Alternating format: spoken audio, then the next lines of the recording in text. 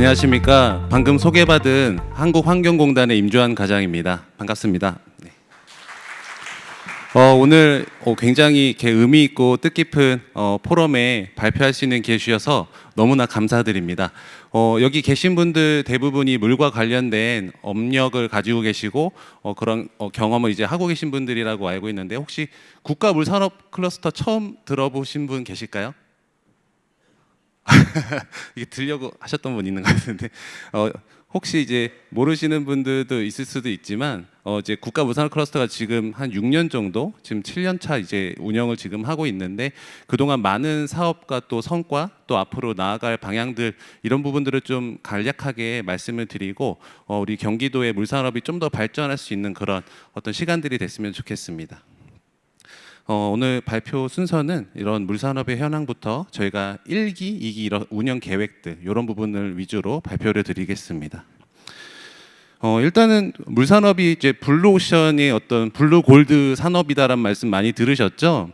이제 GWI라고 하는 어떤 글로벌 어떤 리서치 이런 기관에서는 이제 이미 한 1,400조 정도의 이런 국제적인 그 시장을 가지고 있다라고 이제 물산업에 대해서 말씀을 하고 계시고, 또 우리 그 국내 물산업도 보면은 이제 지속적으로 이제 그 가뭄이라던가 홍수, 여러 가지 자연 재해나 또 탄소 중립도 우리들의 큰 어떤 미션이지 않습니까? 이런 부분들을 달성하는데 이제 물산업이 많이 발전을 할 거다, 이런 전망들을 내보이고 있습니다. 근데 실제로 보면은 앞에서 이제 의원님이나 원장님도 말씀하셨지만 국내에 있는 물 기업들, 물 기관들이 굉장히 영세합니다. 대부분 중소기업이고, 여기 보신 것처럼 이제 한 10명? 뭐 10명도 안 되는 그런 벤처기업의 형태인 기업도 많이 계시고요. 그나마 잘 운영이 되시고 있다는 기업들도 막상 가보면 50명이 안 되는 기업들이 굉장히 많습니다. 그러니까 굉장히 열악한데요. 그 이유를 한번 좀 같이 좀 살펴보면 좋을 것 같아요. 왜냐하면 원인을 분석을 하면 거기에 해답이 있지 않겠습니까? 그래서 보통 이제 제가 이렇게 세 가지 카테고리로 말씀을 좀 드리고 싶은 게, 일단은 저수익의 구조가 있습니다. 뭐 이제 반도체나 컴퓨터는 기업이 인력과 기술과 여러 가지 투자를 해서 이제 완성되는 제품이 굉장히 좋은 뭐 고사양의 뭐 반도체나 이런 것들이 되는데, 물 산업은 이제 어떤 기술과 인력을 투자해서 나오는 게 깨끗한 물이잖아요. 그러니까 이게 사실은 그렇게까지 큰 돈이 되지는 않는 거예요. 근데 또 이거를 담당하고 관리하는 사업이 대부분 공공과 정부, 지자체에 있다 보니까 대부분 이제 어떤 발주나 이런 것들이 이제 최저가 입찰로, 그러니까 기껏 많은 예산과 인력을 투입했는데 기업 입장에서는 이게 수익이 크지 않은 겁니다. 그러다 보니까 기업분들에서는 선순환 구조를 굴리기가 굉장히 어려워요. 그런 저수익의 어떤 구조가 물산업의 문제가 될 수 있고요. 또 하나는 앞에서 말씀드린 것처럼 1,400조의 굉장히 이제 좀 이렇게 사업적으로 큰 시장이라고 생각이 되지만, 막상 그런 힘든 허들을 넘다 보시면 우리 내가 굳이 꼭 해외까지 나가야 돼? 내수 요걸로 그냥 만족하고 살면 안 될까? 그런 생각들을 하실 수밖에 없는 것 같아요. 너무 힘드니까. 그런 부분 때문에 내수에 좀 의존하는 문제들이 있고요. 또 하나는 뭐냐면 이제 기술력, 원천 기술이나 이런 것들이 아직은 해외에 많이 저희 우리나라도 많은 좋은 기술가 많은 어떤 그런 어떤 경험이나 이런 것들이 있지만, 아직은 여전히 선진국 유럽이나 북미 시장과 비교해서는 조금 더 기술이 조금은 떨어져 있다, 이런 부분들이 있을 수 있겠습니다. 그래서 이제 국가물산업 클러스터 같은, 또 혹은 경기도나 경기환경에너지진흥원 같은 이런 공공기관이 물산업에 꼭 필요하다, 이런 말씀을 드리고 싶어요. 그래서 물산업의 특징은 보면은 집에 보통 정수기나 요새 샤워할 때 샤워기 필터 다 있으시죠? 이 B2C거든요. 기술을 개발하면 광고나 홍보, 인스타그램으로 이거 괜찮은데 해서 산단 말이에요. 근데 집에 이따만한 펌프나 밸브 갖고 계신 분 있으신가요? 우리 집에? 보통은 우리가 알고 있는 물산업은 대부분 B2B나 B2G 사업이고, 그마저도 구매는 나라장터나 조달 시장을 통해서 구입과 이런 부분들이 되다 보니까 솔직히 나 이 A라는 기업 처음 들어봤는데 이거 기술 괜찮은 거야? 이거 제품 괜찮아? 그러니까 인지도가 떨어지니까 구매력이 좀 떨어지는 부분이 있고, 사실 앞에서 또 의원님이 강원도 말씀하셨지만 또 예전엔 붉은 수돗물이라던가 깔따구, 수소곤충 같은 어떤 그런 문제들이 많이 있었어요. 그러니까 물이란 거는 당연한 거예요. 그러니까 사람들 입장에서는 내가 깨끗한 물 받을 때는 그 고마움을 잘 모르다가 막상 물이 끊기거나 물이 들어온 게 들어오면 야 이거 큰일 났다. 이거 공무원 담당자 누구야? 이렇게 나오는 거죠. 그러니까 물산업이라고 하는 게 진입장벽이 되게 높습니다. 인증과 여러 가지 표준을 달성하지 않으면 사용이 될 수가 없어요. 그럼 제조업을 하는 기업 입장에서는 그 사이에 돈을 벌 때까지 막대한 자금과 예산이 들어가는데 그 구조를 그 기간을 버틸 수 있는 기업이 생각보다 많지 않습니다. 그래서 우리 공공기관이 또 필요한 거고요. 또 하나는 해외에 나갈 때 우리나라도 이렇게 복잡한 인증과 절차와 조달이 있는데 해외라고 다르겠습니까? 개발도상국도 마찬가지고요. 또 북미나 유럽도 마찬가지인데 각 나라마다 지침과 조항과 법과 여러 가지 또 그런 어떤 필수적인 조건을 다 갖추고 나서 또 막상 나가면 막 또 알 수 없는 여러 뭐 브로커들이 막 달라붙고요.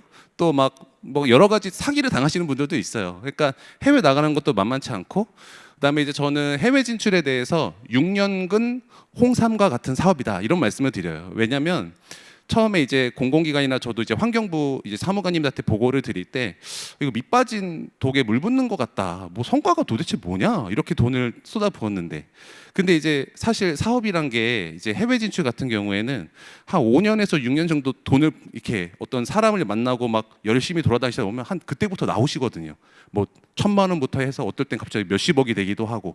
근데 그 기간을 보통 못 견디시는 거예요. 왜냐하면 정부 조직도 한 4, 5년마다 선거로 막 바뀌고 하잖아요. 그러니까 단기간에 성과를 원하시니까 지속적인 투자가 어려운 겁니다. 그래서 뒤에도 설명을 드리겠지만 이런 것들이 물산업의 어떤 특징이고, 또 이제 중소기업 입장에서는 이런 것들을 할 때 우리 회사 이름을 못 들어보고 기술에 대해서 잘 모르시는데 너무 좋거든. 너무 좋은데 이거를 설명할 방법들이 없으신 거예요. 그리고 또 여러 가지 이제 제품에 대해서 좀 홍보를 하고 싶은데 누굴 만나야 되지? 알 수가 없는 여러 가지 정보나 어떤 역량이나 다양한 어떤 문제점에서 이 고리를 끊기가 어려운 게 현실입니다.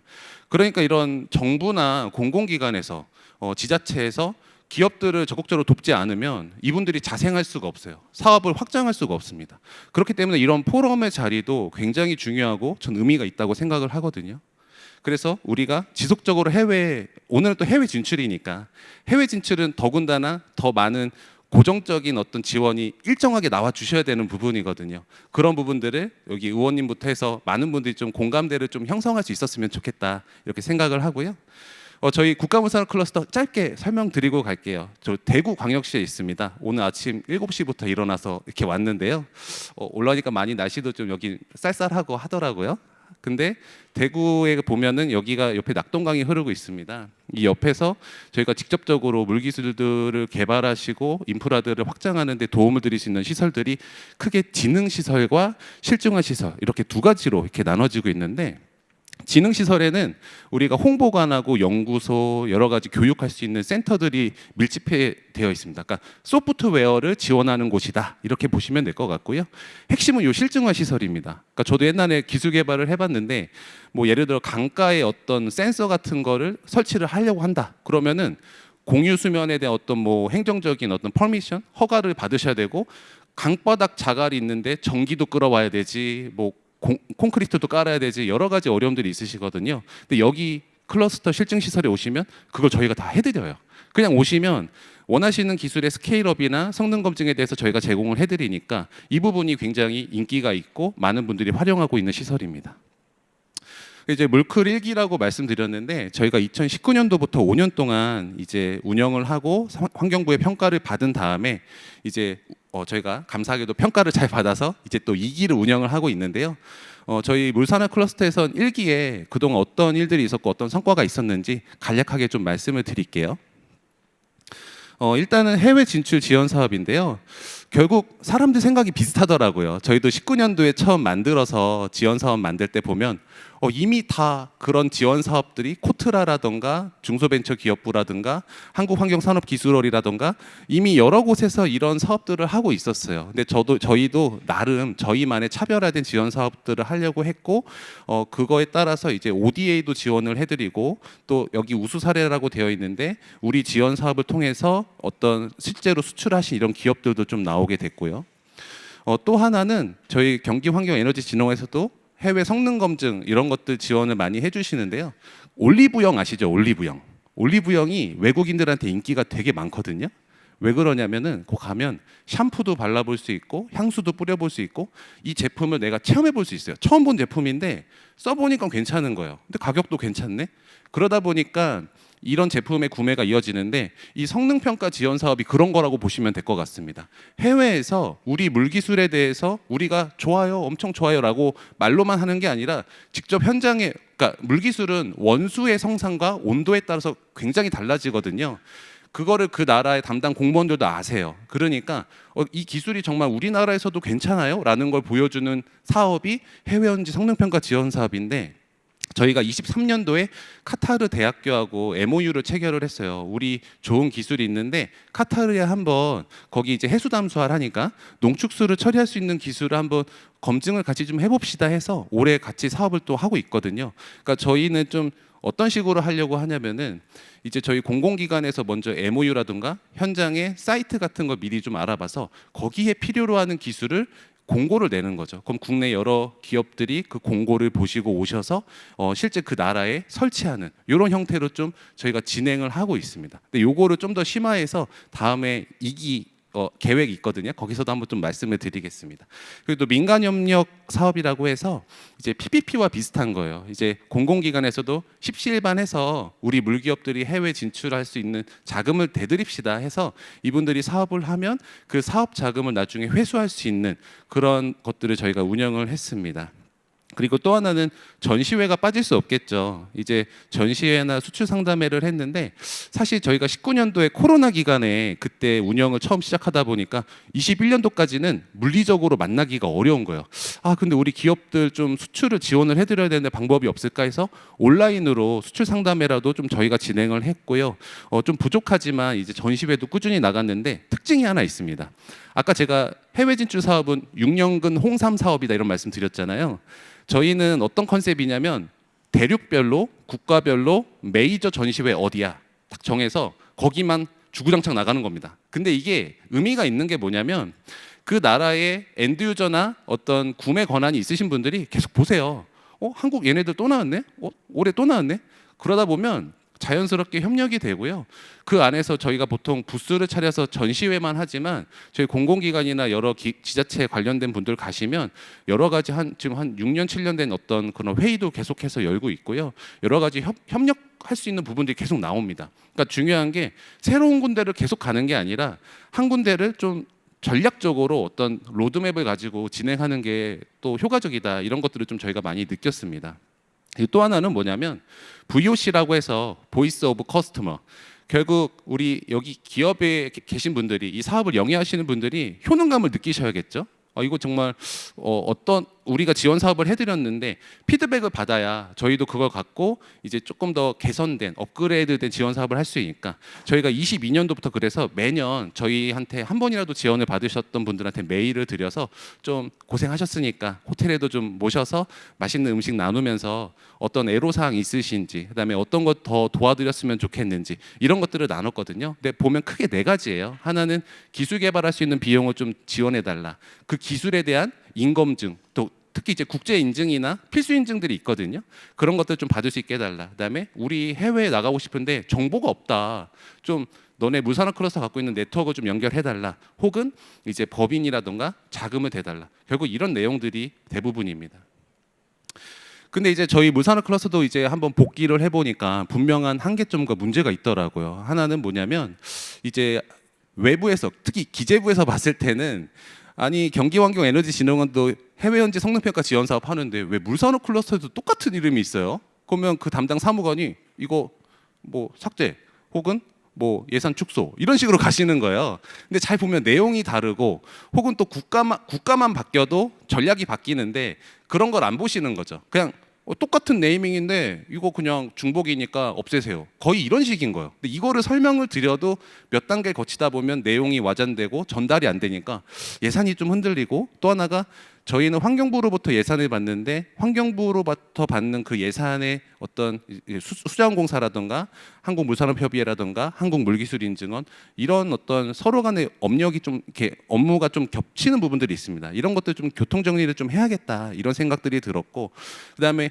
예산이 너무 들쭉날쭉해요. 그러니까 대부분 기술 개발에 포커스를 두시다 보니까 해외 진출 같은 이런 것들은 또 놀러 가는 거야? 또 전시회 또 나가? 막 이런 식으로 보시거든요. 그러다 보니까 예산이 항상 짜투리로 남아서 전략적으로 뭔가 수행하기가 되게 어려워요. 그래서 이런 것들이 좀 힘들다. 그리고 또 하나는 저희도 환경부의 예산을 주로 받지만 우리도 뭔가 좀 자체적으로 다른 데서 예산도 좀 가져오고 기업과 콜라보할 수 있는 거 좀 찾아보자. 이런 게 저희들이 좀 고민해봤고 복귀했던 내용들입니다.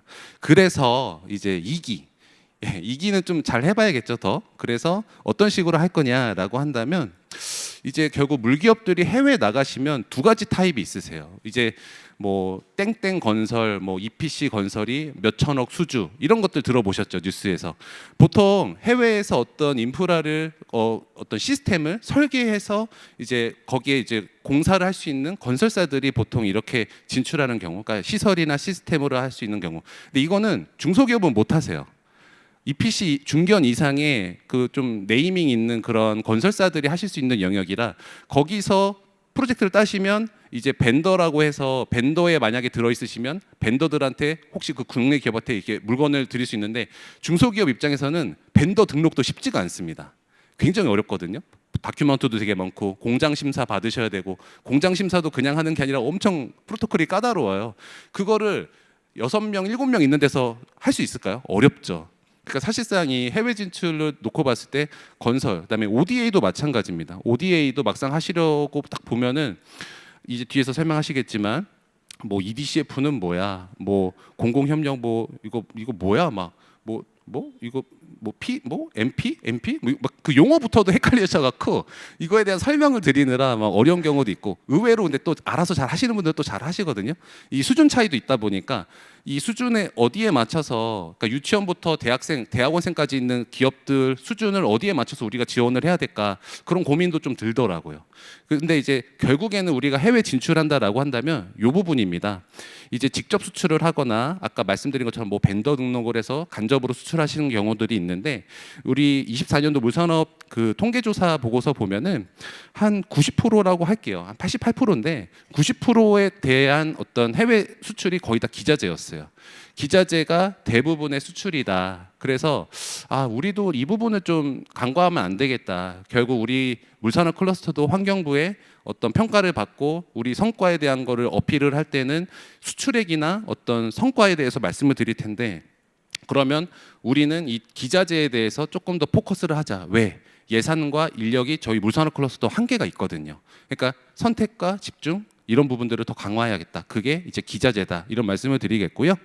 그래서 저희가 1기에 아까 말씀드렸던 그 5년 동안에 13가지의 지원 사업이 있었어요. 이게 너무 많죠. 눈에도 안 들어오시죠. 그래서 이거를 통폐합을 해서 하나로 가자. 근데 하나로 가는데 소재 부품 장비에 집중을 하자. 왜? 기자재 수출이 88%니까 88.1%니까 우리가 좀 더 그 기자재. 근데 이왕이면 디지털 AI에 좀 더 포커스를 하자. 웹텍이라고 지금 시카고에서 지금 그 전시회가 이번 주 지금 열리고 있거든요. 제가 재작년인가 갔을 때는 워터 에너지 넥서스 뭐 이런 식으로 했었어요. 근데 이번에 기조연설의 그 주요 토픽이 뭐냐면 워터 AI 넥서스예요. 그러니까 물에도 디지털과 AI가 이제 없으면 안 되는 거예요. 그러니까 좀 늦은 감이 있죠, 사실은. 우리는 AI 뭐 오래전부터 얘기했는데 미국은 이제서야 그런 것들을 말씀하시니까. 근데 미국이 무서운 건 뭐냐면 진짜 해요. 그렇게 말만 끝나는 게 아니라 그렇게 말을 하고 액션을 하시거든요. 그러니까 이게 어떻게 보면 이제 여기 많은 기업분들이 계시는데 내가 갖고 있는 기술에 썸띵에 플러스 AI나 이런 어떤 디지털 기술은 필수다. 그러면 우리 물산업 클러스터에서 뭘 하면 좋을까? 이분들을 도와드리자. 그래서 기술 개발할 AI부터 하셔서 해외 진출까지 할 수 있는 어떤 원스톱 우리가 한번 그려보자. 이런 게 저희들의 좀 컨셉입니다. 근데 왜 디지털을 꼭 해야 되냐? 앞에서 뭐 이거는 어떤 그 통계 조사 보고서 가져온 거예요. 근데 아까 GWI는 우리 그 물산업의 매년 그 증가가 3%라고 했는데 이 디지털 트윈은 25%에서 16%예요. 이거 안 하면 안 되시겠죠. 그래서 디지털적인 부분을 꼭 생각을 하셔야 될 것 같고, 보통 보면 수질 센서나 이제 AI 스카다, 그다음에 데이터 운영 관련된 부분인데 이 부분에 대해서는 조금 더 관심을 가주시면 좋을 것 같고, 그리고 디지털을 하시면 좋은 점이 뭐냐면 결국 해외 딱 나가면 두 가지 시장이 있습니다. 선진국 유럽과 북미 시장이 있고, 그다음에 ODA 이런 시장들이 있는데, 이제 유럽과 북미도 이제 노후화가 돼서 기술을 다시 이제 뭔가 새로운 플랜트를 개발하기보단 이제 기존 거를 바꾸셔야 되는데, 거기에 이 디지털 기술들이 많이 필요하고요. 개발도상국도 요새는 그냥 받는 게 아니라 이제 디지털 기술들을 꼭 원하고 있습니다. 그래서 이 디지털 기술은 결국엔 오펙스를 저감하는 기술이 되겠고, 이 부분에 대해서는 이제 여러 가지 지표들이 있으니까 좀 보시면 될 것 같고요. 시간 관계상 조금 빨리 나가겠습니다. 그래서 저희가 이제 뭘 하려고 하냐면은 결국에는 이런 기술 개발을 할 수 있는 부분들, 그래서 연도별로 이제 핵심 부품들을 개발할 수 있는 부분과, 그 다음에 그 기술을 실제로 괜찮은지 성능 검증할 수 있는 저희 시설을 활용해서 연계할 수 있는 방안들. 근데 이제 디지털 기술이 아직 표준이나 인증이 없어요. 그래서 성능 검증이라고 하는 부분들을 저희가 좀 도와드리고 이것들을 하실 수 있도록 저희가 하고 있습니다. 그리고 결국에는 해외 실증을 하는데 앞에서 말씀드린 것처럼 어느 나라를 콕 집어서 그 나라에서 원하는 기술을 공고를 해서 정말로 수출까지 이어질 수 있도록 단계를 가져서 좀 진행하는 이런 부분들로 진행을 하고자 합니다. 그래서 저희 환경부 산하에 이제 그 물을 다루는 여러 가지 지원 사업을 하는 기관이 이렇게 물산업 클러스터와 인증원, 뭐 수자원공사, 물산협의회가 있는데, 이제 보니까 깜짝 놀란 게 경기환경에너지진흥원하고는 아직 콜라보레이션한 게 없더라고요. 그래서 앞으로 좀 기회가 된다면 저희 물산업 클러스터와 또 경기환경에너지진흥원이 좀 협업을 할 수 있으면 참 좋겠다, 이런 말씀 드리면서요. 예, 발표를 마치도록 하겠습니다. 감사합니다.